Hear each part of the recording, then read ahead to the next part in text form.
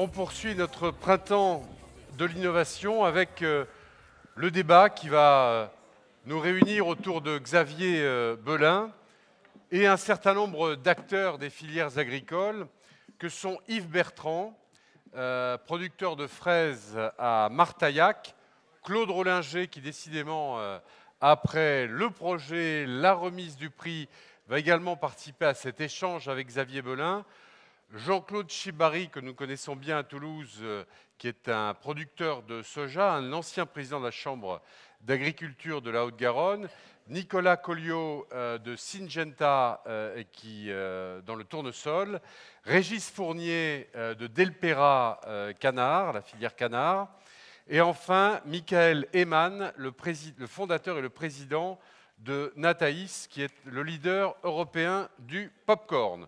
Voilà, alors le principe est simple. Vous êtes venu sans popcorn, Michael Heymann? Vous avez amené quelques... Rien du tout. Bon, d'accord. Donc le principe est simple, 30 minutes pendant lesquelles on va jouer à un jeu de questions-réponses avec Xavier Belin. Chaque intervenant a préparé une question et va donc la poser à Xavier Belin. Je vais simplement vous demander, pour que nous ne glissions pas trop sur l'horaire, de faire des questions plutôt courtes et évidemment, Xavier Belin, d'essayer, dans la mesure du possible, de condenser vos réponses. On commence tout de suite, peut-être avec Yves Bertrand. Vous êtes producteur de fraises et je précise d'ailleurs qu'il y a sur la table des fraises et on peut y aller? Vous? Elles sont très bonnes. Bon. Yves Bertrand. Oui, bonjour à tout le monde. Bonjour à Xavier Belin, que je félicite de sa nouvelle réélection. Je suis content d'avoir le patron pas loin, donc c'est très bien, quoi. Non, ma question, en fait, aurait pu être très générale sur la distorsion de concurrence entre les pays du Nord, les pays du Sud, les coûts de la main-d'œuvre, etc., etc. C'est pas ce type de question que je vais poser à Xavier Belin. En fait, la question que je vais poser, c'est dans un contexte... Alors, je vais prendre la fraise, puisqu'en tant que pépiniériste, en tant que producteur, c'est le produit que je connais le mieux. Mais on pourrait peut-être le rassembler à d'autres secteurs de l'agriculture.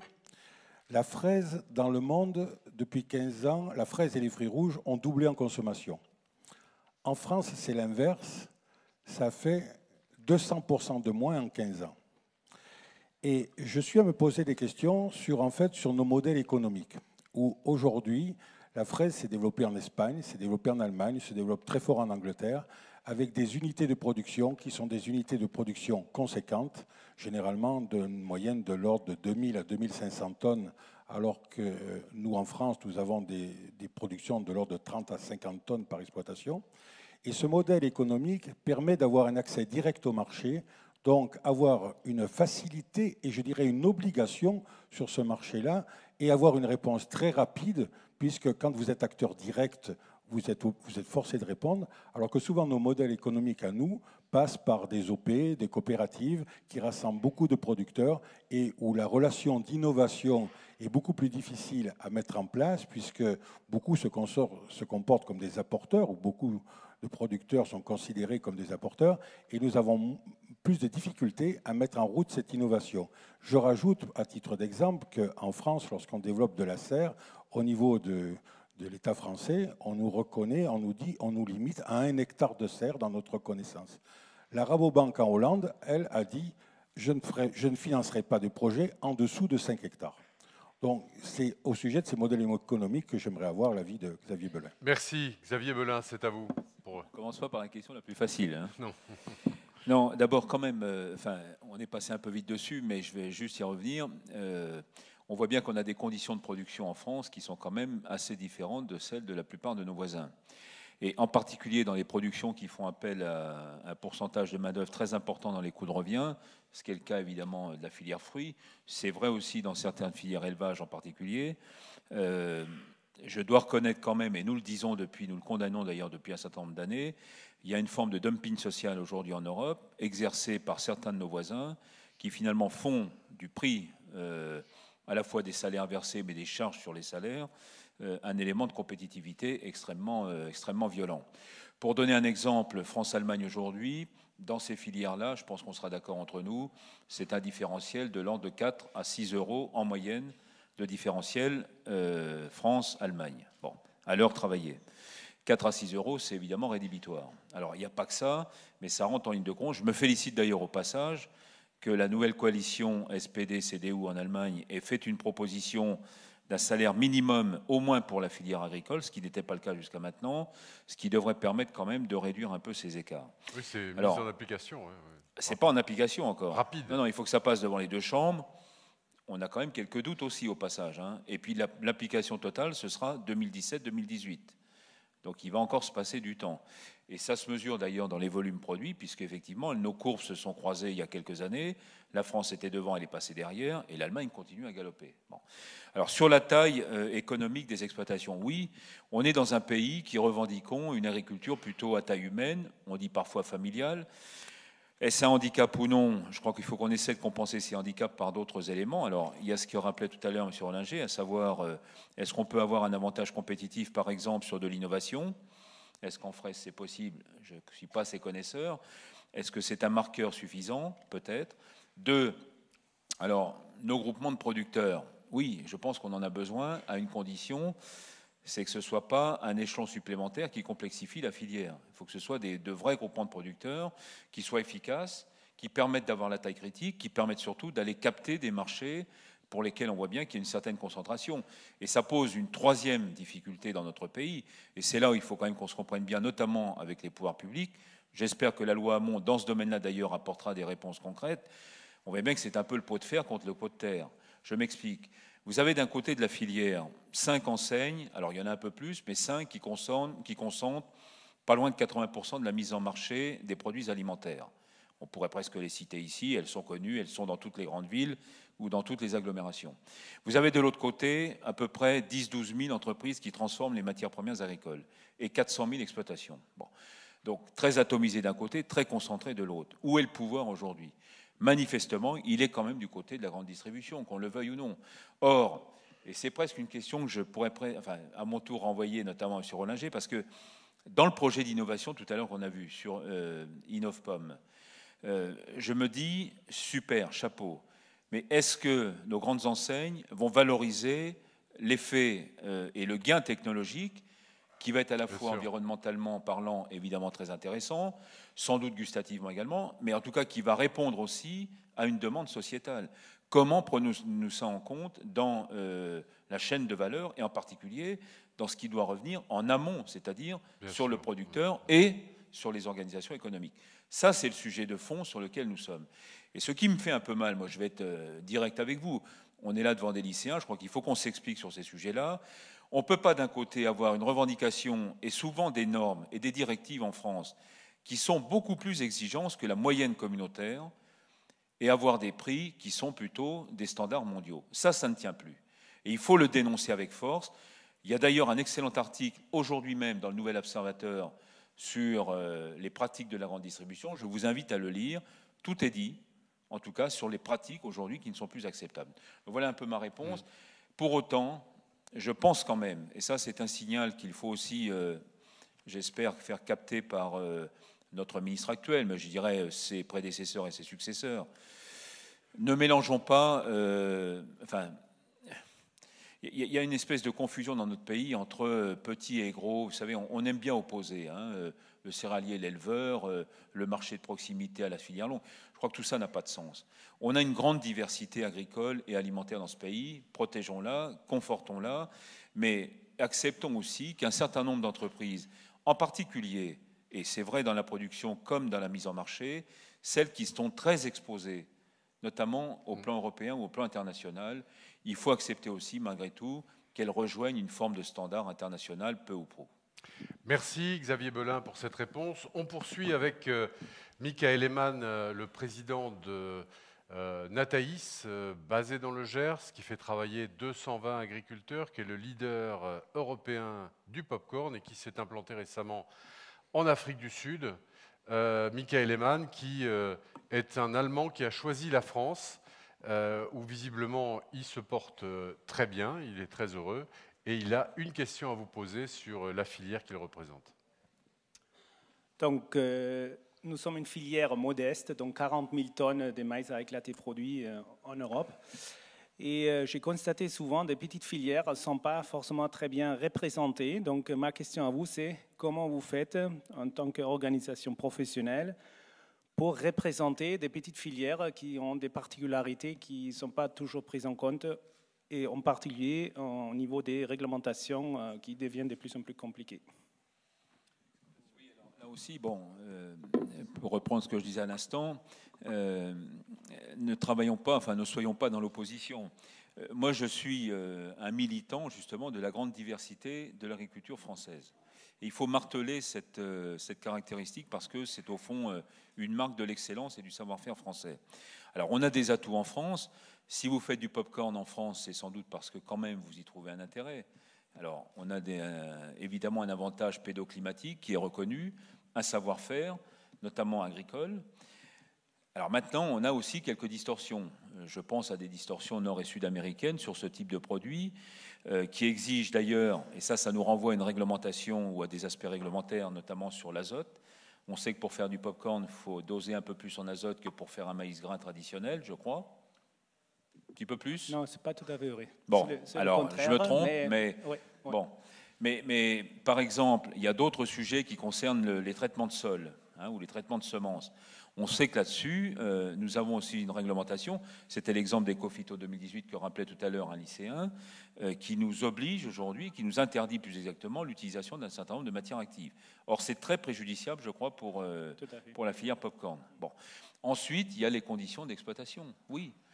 Mais je veux dire, quand on a dit tout ça, est-ce que oui ou non, nous sommes prêts quand même, quelque part, à revendiquer, alors il ne faut pas être plus gaulois que la moyenne, mais une sorte de retour à l'origine, à la provenance. Je crois que derrière toutes ces petites filières se pose une question fondamentale pour nous, en tant que citoyens, en tant que consommateurs. D'ailleurs, qui est renvoyée à Bruxelles implicitement sur l'étiquetage, bon, qui est un vrai sujet.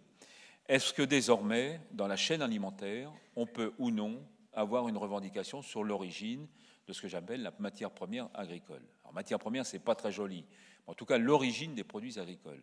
Aujourd'hui, c'est interdit par la réglementation communautaire. Pourquoi ? Parce que considéré comme une distorsion au regard de la libre concurrence et du libre marché. Nous, nous revendiquons, au contraire, de pouvoir donner une information au consommateur.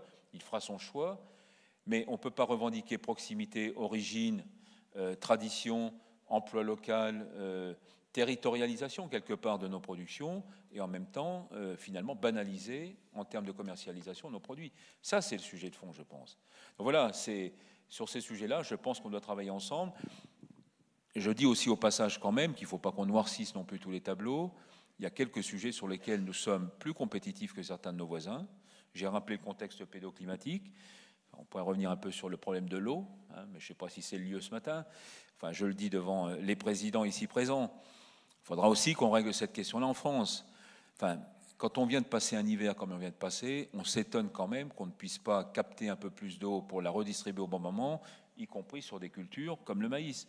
Et cessons de faire du maïs, entre autres, ou du soja demain, des cultures qui deviennent espèces de boucs émissaires contre lesquels il faut lutter et remplacer par on ne sait pas quoi d'ailleurs. Il y a de l'économie derrière. Ce que nous demandons au passage, je termine là-dessus, c'est de faire une lecture, quand on revendique aujourd'hui une agriculture durable ou un développement durable appliqué à l'agriculture. Ne nous arrêtons pas à la question environnementale. Prenons aussi en compte la dimension économique, la valeur ajoutée, la dimension emploi, la dimension territoriale. Quelle est la production ou le secteur de production qui a autant de liens au territoire, si ce n'est l'agriculture? Je pense que ces questions-là, il faut que nous nous les reposions aussi dans une vision peut-être un petit peu plus panoramique. Merci Xavier Belin, on parlera tout à l'heure. Vous pouvez l'applaudir, oui. Alors, ce qu'on apprécie, c'est que les réponses sont cash, quoi. Il n'y a pas de... c'est droit au but. Vous auriez dû faire du rugby, je pense.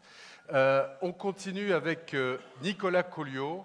Alors, vous représentez Syngenta. Syngenta, c'est vraiment un des leaders mondiaux de la semence. Ici, c'est plus particulièrement sur le tournesol. Une activité qui est en plein développement, puisque vous employez, je crois, 300 personnes, et vous n'étiez que 150 il y a 10 ans, et vous êtes installé à Saint-Sauveur, au nord de Toulouse. Vous avez une question pour Xavier Belin, allez-y. Merci. Donc, bonjour Xavier Belin. Ma question porte sur les biotechnologies. Et j'espère que votre réponse sera aussi franche qu'à l'instant. On constate en fait, si on regarde objectivement ce qui se passe aujourd'hui en France et même à l'échelle européenne, que finalement on se prive de l'accès à certaines technologies dans le domaine agricole pour des raisons qui sont parfois idéologiques, parfois pour des peurs, plus que pour des faits réellement scientifiques. Donc ma question, c'est, en sachant que derrière le risque pour la France, c'est de perdre en compétitivité par rapport à d'autres marchés, finalement, comment sortir de cette impasse et comment arriver à dépassionner le débat et revenir à des faits, démontrés? Ça aussi, c'est une question évidemment très difficile. Enfin, très difficile parce qu'elle est évidemment conflictuelle et polémique dans notre pays, d'ailleurs dans beaucoup de pays d'Europe. Bon, d'abord, alors, je ne sais pas si je vais être cash ou pas, mais je milite, et ce n'est pas nouveau, donc ce n'est pas un propos du tout de circonstance, croyez-le bien. Je parle d'ailleurs sous le couvert de Daniel II. Je milite pour deux choses. D'abord, sortir du débat pour ou contre. Ça n'a aucun sens, être pour ou contre les biotechnologies, compris évidemment les OGM. Mais dans les biotechnologies, d'ailleurs, il n'y a pas que les OGM. Bon. Sortons de ce débat et soyons dans une approche beaucoup plus critique. Avantages, inconvénients, risques, bénéfices, intérêt pour le consommateur et le citoyen, intérêt pour le producteur, intérêt pour l'environnement. Bon, posons-nous les bonnes questions, expertisons. J'ai fait partie de la première mouture, si je puis dire, du Haut Conseil aux biotechnologies. J'en suis sorti au bout d'un an quand le premier rapport est sorti. Et pourquoi j'en suis sorti de ce Haut Conseil? Parce qu'on avait mené un travail qui était plutôt intéressant, sauf que les conclusions ne correspondaient absolument pas au travail mené. Autrement dit, la conclusion était écrite avant même d'avoir travaillé. Donc j'ai dit ça, c'est pas possible. Bon. Et c'est ce qui se passe aujourd'hui, y compris dans sa version plus actualisée, puisqu'on a à la fois un conseil scientifique dans ce conseil des biotechnologies et un conseil éthique, économique et social. Bon. Je veux dire qu'il y a un moment où bien les scientifiques, on leur fait quand même un minimum confiance. Et au fond, c'est peut-être à une partie de la société civile, mais c'est surtout aux décideurs publics d'acter si le travail des scientifiques a été correctement mené et s'il peut répondre justement à un certain nombre d'aménités ou pas. Si ce n'est pas le cas, je veux dire qu'on est dans autre chose, on est dans le dogme. Or, on est a priori contre dans ce pays. Ça me rappelle d'ailleurs un peu le débat du nucléaire, quelque part. Et là où malheureusement on est quand même un peu victime de la situation, c'est quand le Grenelle de l'environnement a été mis sur pied par le précédent gouvernement. Quand je suis allé voir le président Sarkozy avec Jean-Michel Lemétayer à l'époque, Sarkozy nous a dit on ne parlera pas du nucléaire. Je suis sorti, j'ai dit à Lemétayer, c'est l'agriculture qui va être le bouc émissaire de ce Grenelle de l'environnement. Ça n'a pas loupé. OGM, phytosanitaire, etc., etc. C'est-à-dire que nous avons en fait, il fallait trouver un sujet sur lequel on puisse j'ai presque envie de dire se défouler, enfin j'aime pas trop le terme, mais et du coup on a plutôt enterré des débat plutôt que de le faire émerger. Et puis j'ajoute juste un dernier mot, c'est que s'il y a bien un domaine sur lequel nous aurions potentiellement en France et en Europe un avantage compétitif, c'est sans doute sur ces sujets-là. Pourquoi? Parce que nous avons de grands instituts de recherche. Nous avons des instituts techniques, nous avons des universités, nous avons des chambres d'agriculture, des coopératives, des firmes qui mènent beaucoup de travaux. Finalement, on a un encadrement technique et scientifique et technologique de très haut niveau. Alors, il nous manque quoi? Et je le dis pour les jeunes qui sont dans cette salle. Investissez également, vous les jeunes, dans les sciences humaines et sociales. Je pense que la vraie difficulté que nous avons aujourd'hui, en tout cas vue par moi aujourd'hui, c'est de passer une situation où on est très rationnel, où on a des résultats potentiellement exploitables, à une solution ou à une situation par laquelle nos concitoyens, les consommateurs, comprendront que progrès, modernité, biotechnologie, au fond tout ce qui peut concourir à améliorer la triple performance écologique, économique et sociale en termes d'emploi, sera au bénéfice de l'intérêt général, et pas simplement pour des intérêts particuliers tels que c'est compris aujourd'hui. Je pense que ce jour-là, nous aurons marqué des points, mais ça passera par beaucoup de pédagogie, par de l'explication, par du travail de terrain, mais par aussi sans doute cette capacité que nous aurons à investir nous-mêmes dans ces sciences humaines et sociales, parce que j'y crois vraiment, sinon nous resterons bloqués, soit au mieux à la sortie du laboratoire, au pire, on ne rentrera même plus dans les laboratoires. Merci Xavier Belin.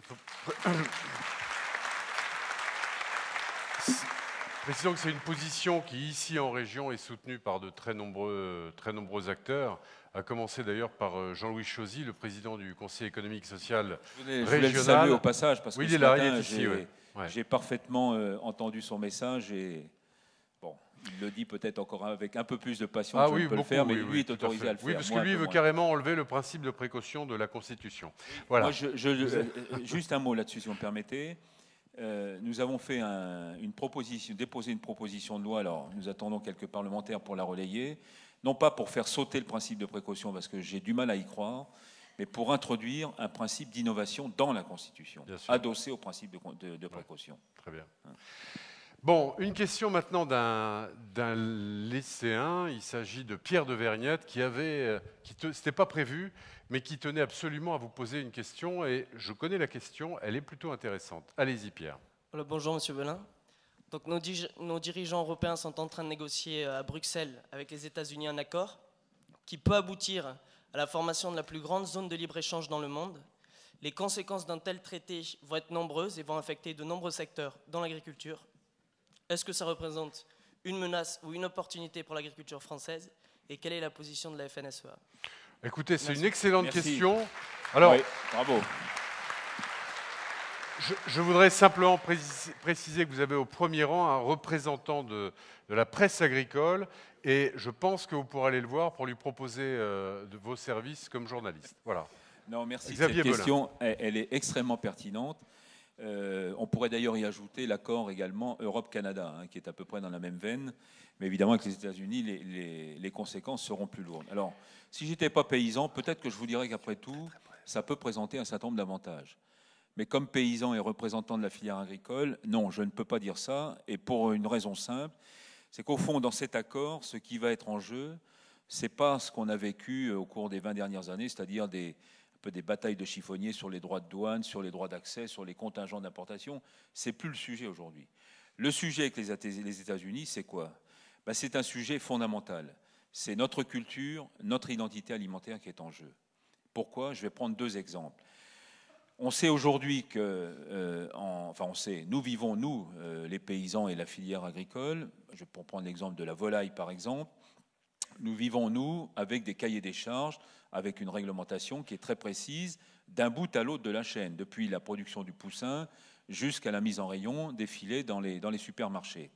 Aux États-Unis, on ne fonctionne pas comme ça. Aux États-Unis, ce qui compte, c'est que le produit qu'on va mettre en rayon, il soit sain, il soit aseptisé, bref, il soit indemne. Aussi. Alors, comment on arrive à ça? En trempant les carcasses dans des bains de chlore à la sortie de l'abattoir, dans une salle qu'on appelle la salle blanche. Pour ceux qui ont déjà visité, c'est quand même assez spectaculaire. Et je dis au passage, parce que je vais régler mes comptes en même temps, que le reportage qu'on a vu dimanche dernier sur M6 est proprement scandaleux, parce que ça ne se passe pas du tout comme ça en France, et notamment dans cette région. Donc il faut qu'on cesse de se tirer une balle dans le pied à travers des reportages où sans cesse on pointe les entreprises françaises ou les exploitations françaises. Ça ne se passe pas du tout comme ça. Il y a d'ailleurs dans la salle des représentants de l'administration qui peuvent en témoigner. Les services vétérinaires en France sont tout à fait exemplaires de ce point de vue-là. Donc ça, c'est le premier exemple. Deuxième exemple, c'est ce qu'on vient d'évoquer, les biotechnologies appliquées à l'agriculture. Acceptons-nous durablement d'importer, par exemple, du soja OGM, du maïs OGM, bref, d'avoir finalement un standard qui deviendrait demain, par ces accords bilatéraux, une norme internationale, alors qu'on interdirait les mêmes solutions technologiques en France ou en Europe. Deuxième exemple. Alors, tout ça pour dire quoi? Pour dire que nous sommes plutôt à vouloir revendiquer et en tout cas conforter l'idée que l'alimentation, ce n'est pas quelque chose de banal. Et que nous ferions une grave erreur que de nous glisser demain dans une sorte de norme imposée par une vision très anglo-saxonne de l'alimentation. Ce qui fait quand même notre différenciation et notre marqueur, et ce qu'ont dit les deux présidents tout à l'heure à cette tribune, les trois présidents d'ailleurs, c'est bien que, y compris et notamment, je dirais, dans cette région sud-ouest, on valorise aussi bien sûr une agriculture dite conventionnelle, mais on valorise aussi tous les savoir-faire, les gestes ancestraux qui se répercutent de génération en génération et qui surtout font que nous avons aussi un plaisir du goût à travers l'alimentation. On n'est pas là pour se nourrir simplement. Derrière l'alimentation, il y a autre chose. Il y a une culture, il y a une identité, il y a un savoir-faire, il y a une excellence. Ça, il ne faut pas le perdre. C'est pour ça que sur ces accords, on a fait un jeu de mots avec, qui n'est peut-être pas très heureux, mais exception culturelle négociée par le président Hollande. On aurait aimé peut-être une exception agriculturelle pour les mêmes raisons. Voilà. Merci Xavier Belin. Allez, on enchaîne avec les 3 dernières questions. Ce que je vais demander, c'est aux 3 personnes qui vont les poser de les poser de manière très condensée, car il nous reste à peine 10 minutes pour terminer ce débat. On va commencer par vous, Jean-Claude Chibari, producteur de soja, sur une superficie que vous estimez entre 800 et 1000 hectares, donc ça doit dépendre des années, sur une filière, le soja, qui représente en France 40 000 hectares. Votre question très rapidement à Xavier Belin. Alors, très rapidement, d'abord, 800 000 hectares, je viens en tant que chef d'entreprise, voilà. Donc représentant donc, aussi donc, des producteurs qui produisent pour une filière donc, tracée de produits sans OGM, donc pour marché alimentation humaine, c'est peut-être plus complet. Par contre, Xavier, moi je suis très très content que tu sois ici parce que j'ai eu le plaisir de travailler avec toi pendant pas mal d'années. Et j'ai pu apprécier la verve qui était la tienne et le souci d'aller sur des choses donc concrètes et de dire les choses comme tu les sentais, comme elles étaient. Et je crois que je te remercie vraiment pour tout ce que j'ai passé à côté de toi. Aujourd'hui, je suis dans un autre donc univers et ici, tu es dans le berceau de la culture du soja. J'en parlais beaucoup donc avant au niveau parisien. Maintenant, ça y est, c'est ici. On est aussi dans le berceau de l'Ovalie, même si le Stade toulousain, ces derniers temps, n'est pas à la hauteur qu'on souhaitait, mais ça ne serait... J'ai vu José tout à l'heure, ça va revenir, on est très clair. Aujourd'hui, il y a vraiment des forces vives très importantes ici. L'illustration au travers du président Chatillon, il faut aussi, si on veut produire des unités de transformation, on est vraiment exemplaire sur le pôle donc, de Revel. On a aussi le président Martin Malvy qui n'a pas fait des éléments ces derniers temps sur la culture du soja, mais était très présent au travers du monde agricole et agroalimentaire il y a déjà quelques années, et Dieu sait, entre guillemets, s'il a pu s'investir dans ce secteur. Je dis simplement, on est vraiment sur le berceau. Je suis content aujourd'hui donc, que tu sois là. J'aimerais bien que tu sois parrain demain d'une éclosion donc, de cette espèce. Et j'ai ouï dire que tu es arrivé d'une zone, entre guillemets, d'un secteur oléagineux pour avoir ta présidence aussi donc à la FNSEA. J'espère que tu ne l'oublieras pas et j'espère que tu prêcheras maintenant que les élections sont passées sur une aide de recouplage soja qui me paraît très intéressante. Alors je dis quand et quel montant. Voilà, c'est très court. Voilà. Et la réponse très courte, un chiffre. Mais vous voyez que j'ai été bien formé aux côtés de Jean-Claude. Hein. Côté verbe, ça va. Hein. Non, 2 choses. D'abord, bien redire tout à l'heure, je crois que c'est le président Chatillon qui faisait état des 9 milliards, je crois un peu plus de 9 milliards d'êtres humains à nourrir d'ici 2050. C'est tout à fait 2 milliards de plus, oui. 2 milliards de plus. Mais ce qu'on ne dit pas, c'est que le vrai défi, enfin à nos yeux, et là c'est pas au pif, ce sont des études très précises qui ont été menées, le vrai défi c'est celui des protéines, et en particulier des protéines végétales. Donc évidemment, le soja rentre pleinement dans cette configuration. Donc 2 réponses. 1, nous sommes en train, et j'espère qu'on va y aboutir, de pouvoir faire rentrer le soja au titre des protéagineux pour un soutien supplémentaire à l'hectare pour encourager la production.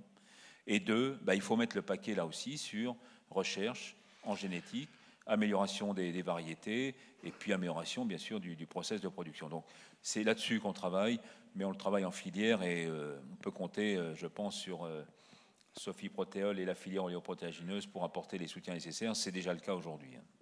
Alors vous êtes, dans le centre de la France, vous avez le blé. Nous ici, on a quelque chose de bien plus agréable à manger, c'est le foie gras, avec Delpera notamment, qui est représenté ici par Régis Fournier, qui va vous poser votre question. Vous êtes venu sans foie gras ? Regardez, il y a des fraises sur la table. Il n'y a plus que des bouts de fraises. L'année prochaine, j'en amène, promis. Ils ont été mangés. Il faudra penser à en amener l'année prochaine. Posez votre question, s'il vous plaît. On a l'habitude de parler semences plutôt avec Xavier Belin quand on se rencontre, mais là, ça va être canard. Donc, une question sur la filière canard qui intéresse à peu près 4500 producteurs sur les régions Aquitaine et Midi-Pyrénées. Donc, il y a une petite filière sans doute à l'échelle nationale, voire européenne, mais qui est diablement importante dans la région. Elle est souvent d'ailleurs assez vitale dans les exploitations dans lesquelles les agriculteurs ont ce genre d'atelier. C'est une filière qui est emblématique par le produit, le foie gras, son produit phare, et qui est sans doute pour cette raison ciblée par un certain nombre d'opposants dont le combat est plutôt de baisser la consommation de viande, donc de s'attaquer à l'élevage. Et au niveau communication, c'est sans doute plus porteur au niveau du grand public de parler de bien-être animal, mais il ne faut pas se tromper de cible. Hein. Et donc, à propos du bien-être animal, la filière foie gras fait beaucoup d'efforts. Il y a une charte qui a été bâtie au niveau européen pour répondre aux contraintes réglementaires de l'Union européenne. On transforme les élevages avec des cages collectives. Il y a plus de 100 millions d'euros qui sont investis pour ça dans la filière. D'ailleurs, il y a de l'innovation à ce niveau-là pour essayer de garder la compétitivité. Votre question, excusez-moi. Quelle est la position de la FNSEA sur le bien-être animal et comment on fait pour éviter que de nouvelles contraintes réglementaires apparaissent, notamment sous l'influence sans doute des pays d'Europe du Nord, et ne puissent mettre à mal ce genre de filière et derrière les filières d'élevage.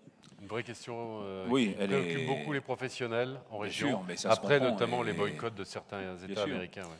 Oui, la Californie, entre autres, je crois que c'était en 2011 ou 2012, hein, si je ne dis pas de bêtises. Non, d'abord, on voit bien que derrière cette question du foie gras, en fait, c'est les questions que vous posez qui sont derrière. Le bien-être, le statut, la maltraitance, enfin tout ce qu'on peut revendiquer dans ce domaine, voire même la remise en cause finalement d'une alimentation carnée, parce que ça va jusque-là. Donc il y a beaucoup de militantisme dans tout ça. Nous, nos réponses, au fond, elles sont simples. D'abord, par rapport au consommateur, il a le choix, consomme ou pas. Faut-il condamner une filière parce que certains de nos concitoyens considèrent que ça les gêne? Si ça les gêne, ils consomment autre chose. Et on ne va pas les embêter pour ça. Donc, il faut être un peu pragmatique. Deuxième chose, il faut vraiment travailler, c'est pour ça que j'ai fait référence tout à l'heure aux aspects sociétaux, sciences humaines, sciences sociales. Là, on est vraiment au cœur du sujet, on est au cœur du débat. Et je pense que nous avons sans doute une difficulté, nous, je dis nous, je mets à la fois les paysans et les entreprises agroalimentaires, dans une forme peut-être de trop grande rationalité et presque de trop grand scientisme dans nos réponses. Bon, c'est pas audible. Je fais le constat que ça n'est pas audible aujourd'hui. Il faut que nous soyons sur le même terrain. Donc il faut investir notamment auprès des jeunes. Moi, je suis très heureux de vous compter très nombreux aujourd'hui parce que c'est dans des occasions comme ça qu'on peut aussi se dire les choses. Et j'ai parfois tendance, alors je vais être un peu désagréable, mais tant pis, ça va être que 2 minutes. Quand je regarde certains manuels scolaires, je m'inquiète quand même aujourd'hui. Hein. Je ne parle pas de la pédagogie qui va avec, je parle bien des manuels. C'est pas tout ça poil, on ne parlait pas de tout ça poil. Non, je ne parle pas de ça. Ça, c'est à la limite, bon, je ne suis pas là-dessus. Non, je dis simplement qu'on tord parfois on arrange la vérité, peut-être qu'on ne la tord pas, mais on l'arrange. Ça, c'est un peu dérangeant, du coup. Hein, je vais faire un mauvais jeu de mots, mais c'est un peu dérangeant. Et puis, dernier mot, on a créé un groupe autour, justement, de la question du bien-être. Donc, c'est un groupe vraiment ou pluridisciplinaire, avec à la fois des chercheurs, des entrepreneurs de toute la chaîne, mais aussi on souhaite avoir, et j'espère qu'on en aura quelques-uns, des élus qui sont eux aussi préoccupés par ce qui se passe. Je vais citer quand même, et pardonnez-moi de citer une responsable politique, mais c'est Madame Joanneau, qui est à la tête d'un think tank justement sur le bien-être animal, qui nous fait beaucoup de mal, parce que elle a organisé d'ailleurs dans l'enceinte du Sénat, ce qui est un peu discutable de mon point de vue, récemment un colloque où nous avons été invités, pas moi qui y étais, mais un de mes vice-présidents de la FNSEA. Il a eu 5 minutes pour s'exprimer, il s'est fait huer pendant 5 minutes. Ouais. Et il est venu dire quoi? Il est venu dire, je suis éleveur, c'est un éleveur de vaches charolaises dans le centre de la France, je suis éleveur, j'aime mes animaux, mais je ne confonds pas mes animaux avec mes proches ou avec mes enfants. Enfin, marquons une distinction. Et puis j'ajoute un dernier mot. Quand vous examinez de très près le code rural en France, le code rural est extrêmement précis et il sanctionne la maltraitance des animaux. Il y a tous les jours, dans un département ou l'autre, un éleveur, ou d'ailleurs pas éleveur du tout, non professionnel, qui peut se faire sanctionner, et il y en a de nombreux en France, parce qu'il y a eu constat qu'un animal avait été maltraité. Donc on a déjà une panoplie assez large en matière réglementaire. Et ce qu'il faut bien retenir, c'est la nécessité pour le monde agricole d'être présent, effectivement de sensibiliser Absolument. les jeunes, Très également les médias à travers une communication qui prenne en compte tous ces éléments, ce que vous appeliez notamment les sciences humaines, et pas être uniquement dans le technique. Exactement. Allez, on enchaîne tout de suite avec la toute dernière question, et je vous demanderai à l'un comme à l'autre d'être vraiment très très bref, parce qu'on arrive au terme de notre printemps d'Agri Sud-Ouest Innovation. Claude Rollinger, vraiment une question très courte. Rapide alors. Bon. Deux mots pour parler de la production de fruits et de légumes en France et dans le monde, pour avoir une image. 68% de la production de fruits et légumes se passe en Asie. 10% en Europe, on est les deuxièmes producteurs derrière l'Asie, vous voyez le delta. 9% en Afrique, et après les autres pays, c'est 3, 4, 5%, y compris au niveau des États-Unis, pour les fruits et légumes. En France, c'est 7 millions de tonnes. Là-dessus, on exporte à peu près 30%. Dans le cas de la pomme que je représente, c'est une pomme sur 3 qui part à l'exportation. Aujourd'hui, on a tout un tas de contraintes non tarifaires, autrement dit des barrières phyto et tout ce qu'on veut, qui, à contrario, ne sont pas les mêmes pour les pays qui viennent nous envoyer des marchandises, des fruits et légumes. Pas de réciprocité, donc. Aucune réciprocité. Alors, la réciprocité, dans les échanges, tout le monde est d'accord. Nous, on ne va pas s'en plaindre, on est les premiers à exporter. Mais en plus, il n'y a pas de garantie phytosanitaire sur le territoire européen qui soit vraiment fondée. Il y a bien des contrôles, mais à mon avis, il n'y en a pas suffisamment. Dernièrement, des produits en provenance de Thaïlande ont été interceptés avec des nuisibles de la mouche. On a eu d'autres problèmes avec, je vais vous donner son nom sophistiqué. On va vous demander de poser votre question, Claude Rollinger. Sur le cerisier, voilà, oui. Sur le cerisier et actuellement sur le kiwi. Le verger de kiwi en France, il faut le savoir, est en train de périr. Il y a du PSA, c'est dû à des importations du Japon. Donc moi, je voudrais savoir aujourd'hui ce qu'il faut faire et quel combat amène la FNSEA pour essayer d'abolir tout ça. C'est justement le combat de tous les jours. C'est pour ça que tout à l'heure, je faisais référence à Innov'Pomme en disant est-ce qu'on va reconnaître et valoriser l'origine? Je ne me suis pas étendu sur ce sujet, mais c'est ce que je voulais dire au passage. C'est-à-dire que, d'une part, si nous n'avons pas les moyens de contrôle, il y a 400 points d'entrée dans l'Union européenne sur toutes ces frontières. 400 points d'entrée, c'est quand même très important. Si on ne fait pas ces contrôles, notamment phytosanitaires à l'entrée, oui, on se retrouve avec des étals où on retrouve tout et n'importe quoi, avec parfois en plus des défauts d'étiquetage où on met une origine alors que c'est une origine qui vient d'ailleurs. Mais au-delà de ça, je pense que ça pose deux grosses questions, enfin parmi d'autres. Une qui est notamment ce qu'on appelle les usages mineurs de certaines molécules pour des productions. Alors, vous avez cité le kiwi, mais il y a quelques autres productions végétales, fruits et légumes, qui sont des petites productions, et ce n'est pas péjoratif, hein, en maraîchage notamment, pour lesquelles il n'y a plus d'homologation par les firmes. Hein, je pense que Syngenta confirmera. Mais en revanche, on a besoin de ces molécules, et du coup, ça renvoie à une labellisation ou un agrément qui doit être instruit par nos propres moyens, en quelque sorte. Ça, c'est un premier sujet. Et le deuxième, c'est celui qui est parfaitement bien décrit. Peut-on ou non, et on y travaille, je peux vous assurer que tous les jours, y compris par des prélèvements qui sont faits sur les marchés, à réglementer de manière beaucoup plus drastique les importations. Non plus, c'est pour ça que tout à l'heure j'ai insisté dans la question sur États-Unis, Europe, sur ce que j'appelle les questions tarifaires, mais justement sur les questions non tarifaires, parmi lesquelles les AMM, les produits phytosanitaires, les autorisations de mise sur le marché, des molécules font partie, évidemment. Bon, voilà, ça c'est un sujet de fond. Je dois dire que là-dessus, il me semble que ça pourrait être une grande compétence européenne qu'il faudrait vraiment mettre au premier rang des préoccupations, parce que finalement, alors ça arrange certains pays, parce qu'à l'intérieur même de l'Europe, sachez-le, la réglementation est parfois largement différente d'un pays à l'autre, ce qui n'arrange rien. Voilà. Merci Xavier Belin. Est-ce que vous l'avez trouvé bon? Alors si c'est oui, vous applaudissez.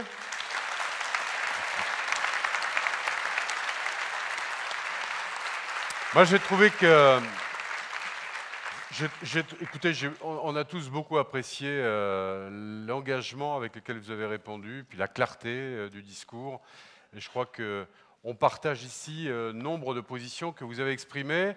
Et puis quant à vous, messieurs, si un jour vous voulez quitter votre domaine d'excellence qui est l'agriculture ou l'agroalimentaire, vous êtes mûrs désormais pour vous reconvertir dans le journalisme, même si j'étais à votre place, je resterais plutôt dans la pomme, la fraise, le pop-corn, le foie gras, les semences et le soja. On les applaudit également.